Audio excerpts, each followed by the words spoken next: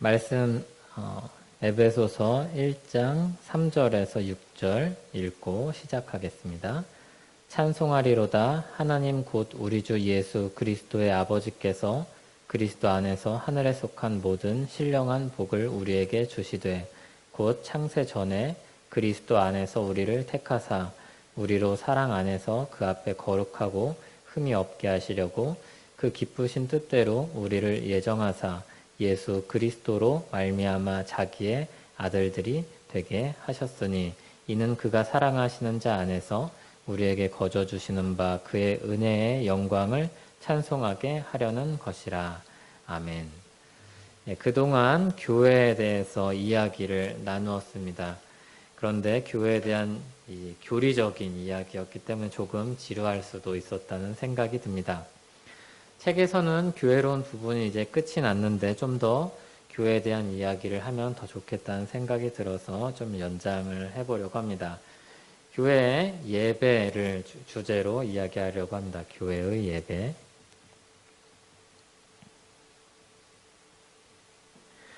교회의 예배는 교회에게 가장 실천적이고 우선적인 주제가 아닐 수 없습니다. 교회가 뭐냐, 교회가 어떻게 조직이 되었냐, 그러면 교회가 결국 하는 게 뭐냐라고 이야기를 할 때 가장 먼저 이야기해야 될 것이 바로 이 예배입니다. 그래서 대부분의 책들도 교회에 대해서 실천적인 부분을 다룰 때 이 예배를 이야기하고, 오늘 앞서 읽은 말씀에서도 이 예배가 구원받은 자의 존재 목적이라고 우리에게 이야기를 해줍니다. 코로나 이후로 교회는 또는 신앙에 관련된 책들이 무수히 쏟아져 나왔습니다. 그래서 이 코로나와 관련해서 어떤 사람들은 하나님의 위로를 전하고 어떤 사람은 하나님의 주권 속에서 행하시는 일에 대해 말했습니다. 그리고 어떤 사람은 교회의 오늘과 내일에 대해서 이야기를 하죠. 그 중에서 회복하는 교회라는 책은 코로나 이후의 교회에 대한 주제를 다룹니다. 그 중에 그 안에 여러 가지 주제들을 다루고 있는데 첫 번째가 예배입니다. 코로나 이후 이 땅의 교회는 많은 변화를 경험하게 될 것입니다. 우리 예배 방식도 다양해졌고 지금도 많은 새로운 시도들이 진행 중입니다. 그리고 우리가 다시 모시는 게 아니라 다시 모일 때가 돼서, 그리고 좀 더 시간이 지난 후에 우리 삶의 방식은 달라지지 않을 수가 없습니다. 이 회복하는 교회에서 첫 번째 주제를 문화랑 교수님이 다루는데, 예배 무엇이 회복되어야 할 것인가 라는 소제목 아래 가장 먼저 공적 예배의 소중함이 회복되어야 된다 이야기를 합니다. 첫 단락을 한번 인용해 보겠습니다. 예배는 교회의 심장 박동과도 같다. 예배는 신앙생활의 근간을 형성하고 영적 활력을 공급하는 원천이다. 예배를 통해 성도들은 하나님을 만나며 하나님의 은혜를 경험한다. 그래서 가장 먼저 공적 예배의 소중함에 대해서 이야기합니다.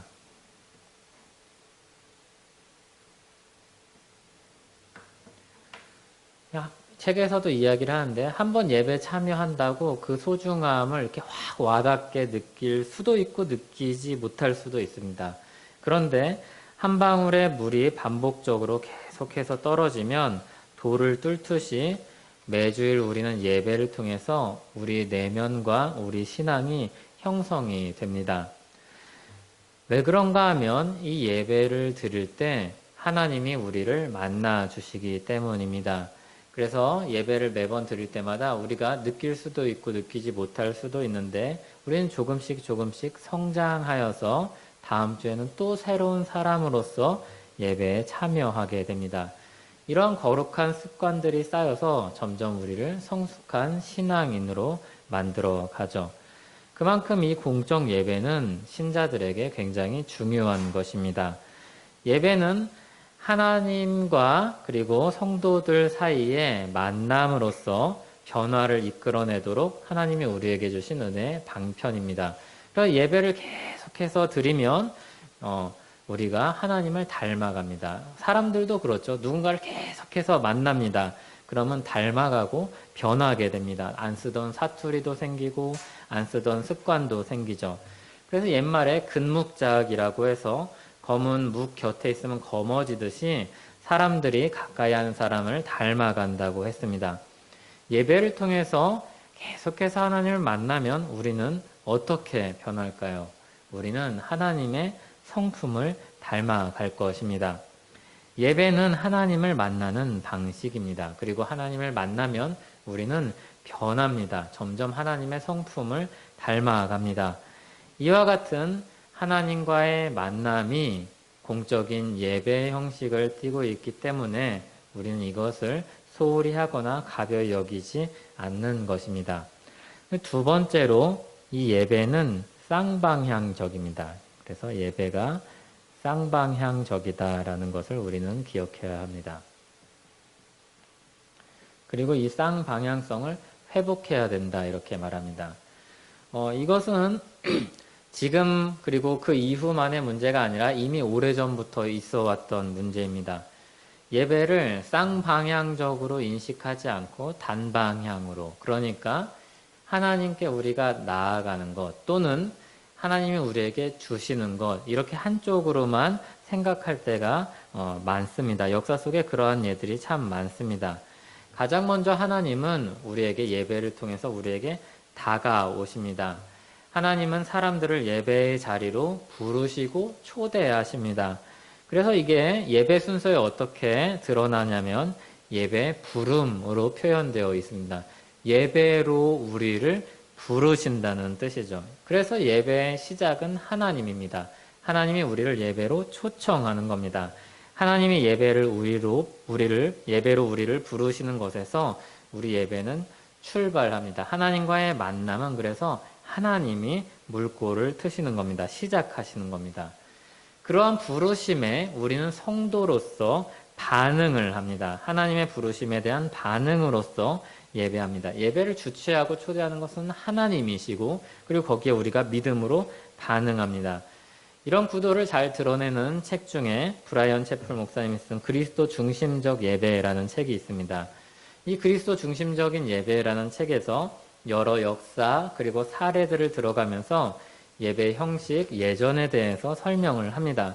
거기서 하나님과 사람 사이에 이 예배라는 형식이 상호적이라는 것을 아주 자세히 설명합니다. 그러한 예 중에 하나로 이사야 6장에 하나님이 이사야 선지자를 부르시죠. 그리고 이사야 선지자가 그것에 반응합니다. 또 하나님이 이사야 선지자에게 말씀하십니다. 그리고 이사야 선지자가 그것에 대해서 대답을 합니다. 그렇게 하나님이 부르시고 사람이 응답하고 대화하는 그런 교제로서의 예배를 우리에게 설명해 줍니다. 우리 예전 역시도 우리 예배 순서 역시도 그런 구도를 잘 드러내고 있습니다. 하나님께서 우리를 예배로 부르십니다. 그리고 우리는 그런 예배의 반응으로서 하나님 이 예배를 받아주시옵소서 감사합니다. 이렇게 반응으로 기원으로 반응을 하고 또 우리가 송영으로 찬양을 하고 우리 죄를 아뢰고 용서를 아뢰며 또한 우리 필요를 구하기도 합니다. 이건 우리가 나아가는 것이죠. 그리고 말씀을 통해서 하나님이 말씀하시는 메시지를 듣습니다. 이것은 또 하나님께서 우리에게 말씀하시는 겁니다. 우리가 또 말씀을 듣고 하나님께 나아가 또 기도합니다. 이렇게 예배는 쌍방향적입니다. 일방적이지 않고 쌍방향적입니다. 그래서 우리가 이 자리에 앉아 있든지 아니면 인터넷을 통해서 예배를 드리든지 의식적으로 생각해야 될 것은 하나님 앞에서 드리는 이 예배라는 어떤 형식을 관람한다고 생각해서는 안 됩니다. 거기에 참여하고 앉아 있다는 것에 만족해서는 안 됩니다. 우리가 더 능동적으로 그 자리에 나아가기 위해서 힘써야 합니다. 그러니까 이런 구도로 앉아 있으면 안 됩니다. 목사는 콘텐츠를 준비하는 생산자이고 여러분들은 성도들은 좋은 콘텐츠를 소비하는 그런 구도가 아니라는 겁니다. 목사가 예배를 준비해서 갖다 주면 그것을 그냥 소비하는 그런 구도로 우리가 예배를 참여하면 안 됩니다. 우리는 예배를 통해서 하나님을 만나고 교제하는 그런 형식으로 우리에게 주어져 있음을 알아야 됩니다. 그래서 이것과 다른 겁니다. TV 채널을 고르듯이 좋은 콘텐츠를 제공하는 채널을 찾는 게 우리가 해야 될 일이 아니라 예배에 참석을 할 때는 어떤 형식이든지 마음을 단정히 하고 하나님과 소통하는 것으로, 교제하는 것으로 어떻게 나아갈까 하는 마음가짐으로 가야 합니다. 그래서 화면 앞에 앉아 있든지 이 자리에 있든지 중요한 건 우리 내면이죠. 하나님과 교제하기 위해서 앉아 있음을 우리는 잊지 말아야 합니다. 세 번째로 예배는 하나님 중심적입니다.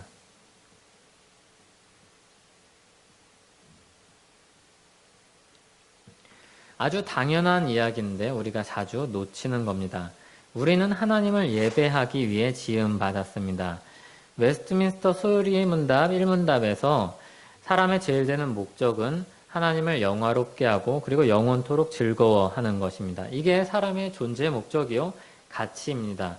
그래서 이 예배를 드리는 행위는 나의 종교성을 충족시키고 내가 위로받고 내가 여기서 어떤 마음의 힘을 얻기 위해서 예배 활동을 하는 것이 아니라 이것은 창조 원리입니다.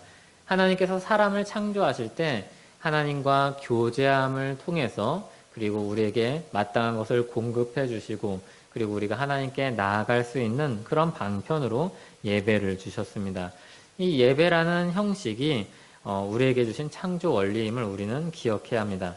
이와 같은 예배에 대한 생각들은 흥미롭게도 칼빈이 예배 개혁에서 강조한 것과 크게 다르지 않습니다. 칼빈은 우리보다 훨씬 이전 시대의 사람이지만 로마 카톨릭에 저항을 하면서 거센 핍박과 반대에 부딪히는 시대 속에서 다른 예배 형식을 정립하고자 했습니다. 그래서 칼빈이 무엇보다도 강조하고 중요하게 여긴 것은 예배 형식을 어떻게 갱신하고 개혁하는지였습니다. 예배 개혁에 대한 관심을 굉장히 많이 가지고 있었죠. 김원수 교수님이 칼빈의 예배 개혁을 두 가지로 설명을 합니다. 첫 번째는 미사의 오류를 수정하는 겁니다. 기존에 잘못되었던 예배 형식을 바로 잡는 그런 것이 첫 번째 관심이고, 두 번째 관심은 새로운 예배 공동체의 수립입니다. 복음을 중심으로 한 새로운 예배 공동체의 수립입니다. 사실 이 두 가지는 다른 것이 아니라 동전의 양면입니다. 잘못된 곳에서 돌아와서 바른 예배를 드리는 새로운 공동체를 수립하는 것이 칼빈이 개혁하고자 했던 내용이었습니다. 그래서 이와 같은 예배에 대한 생각은 우리에게도 많은 시사점을 주는데, 왜냐하면 이전 시대도 그렇고 칼빈의 시대도 그렇고 우리의 시대도 그렇고 변화의 시대를 앞두고 있기 때문입니다. 경험하고 있기 때문입니다. 시대가 변합니다. 그런데 시대가 변함에도 불구하고 여전히 변화하지 않는 가치, 하나님께서 우리에게 지키고자 제시하신 것이 무엇인지를 우리에게 알려주기 때문입니다. 이전에 미사는 사제가 회중을 위해서 드리는 제사로 참여하기만 하면 은혜가 부어진다고 보았습니다. 그래서 미사에 참여하는 것이 굉장히 중요합니다. 그 자리에 앉아있는 것 자체가 중요합니다. 그래서 그전에는 라틴어를 몰라도 예배에 참석하기만 하면 은혜를 누릴 수 있다고 보았습니다. 그러나 칼빈은 그것을 부정한 것이죠. 마치 이런 것입니다. 우리가 인터넷을 켜놓든지 여기에 나오든지 예배에 참석하기만 하면 은혜가 부어진다고 착각하는 것입니다. 그런 행위 자체가 우리에게 영향을 주는 것이 아니라 이것이 하나님과의 만남으로서 알아들을 수 있는 언어로 진행이 되며 우리가 능동적으로 참여할 때 이 예배가 예배다워지는 겁니다. 그리고 진짜 은혜가 부어지는 것이죠. 그러니까 이 예배 개혁에 대한 시사점은 지금 우리에게도 굉장히 유의미하다고 할 수 있습니다. 아무런 생각 없이 믿음도 없이 예배에 참석해서 앉아만 있으면 된다고 하는 그런 오류를 꼬집어 줍니다. 중요한 건 예배에 참석하는 참석자의 마음입니다. 그 잘못된 생각을 수정해서 칼빈은 우리가 예배에 능동적인 참여자로서 하나님께 영광 돌려야 함을, 그리고 그 영광을 돌리기 위해서 소통하는 그런 하나님의 백성으로서 하나님의 말씀을 들을 수 있어야 된다고 생각했습니다. 그래서 대부분의 종교개혁자들, 모든 종교개혁자들이 하나님의 말씀을 알아들어야 된다고 생각했습니다. 그래서 그때 강조된 것이 바로 설교입니다. 다른 예전도 굉장히 중요하지만 알아들을 수 있는 언어로 하나님의 말씀을 듣고 그것에 반응해야 되기 때문에 이 예배가 우리가 알아들을 수 있는 일상 언어로 진행되는 것이 중요했습니다. 하나님과의 교제로서의 예배, 하나님 중심적인 예배를 회복하고자 했던 것이죠. 그리고 우리가 회복하고자 하는 것, 우리가 코로나 이후 시대에도 지켜가고자 하는 것과도 일맥상통한다고 할 수 있습니다. 이런 가치는 종교개혁 시대의 발명품이 아니라 그 이전의 세대, 본래 첫 교회로부터 쭉 내려오는 하나님께서 우리에게 주신 방편임을 우리는 기억해야 합니다. 이런 예배의 중심성, 이런 예배의 중요한 가치, 이런 예배의 형식은 후대의 발명품이 아니라 이미 오래전부터 하나님께서 우리에게 주신 것이요. 그리고 그것을 되찾는 것입니다. 그러므로 종교개혁자들의 예배 개혁과 우리가 이 코로나 시대 이후에 찾아가고자 하는, 지키고자 하는 예배의 가치는 우리가 새로운 것을 발명하는 것이 아니라, 새로운 예배를 만들어내는 것이 아니라 회복된 예배를 찾는 것이고, 그리고 예배의 본래 형식으로 나아가는 것입니다. 오히려 미사가 새로운 발명이라고 할 수 있죠.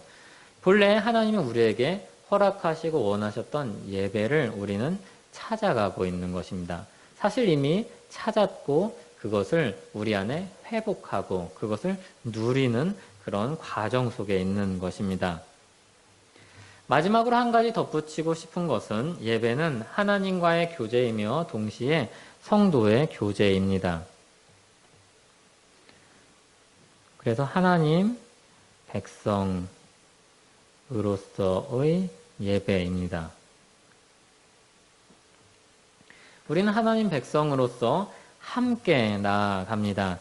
그래서 여러 예배에 대한 책들이 예배가 뭐냐라는 것을 정의를 할 때 하나님 백성으로서 언약의 갱신이다 이런 식으로 설명을 합니다.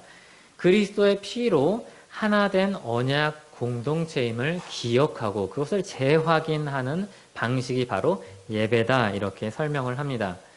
그래서 이와 같은 하나님 백성으로서의 예배의 가치를 우리는 기억해야 합니다.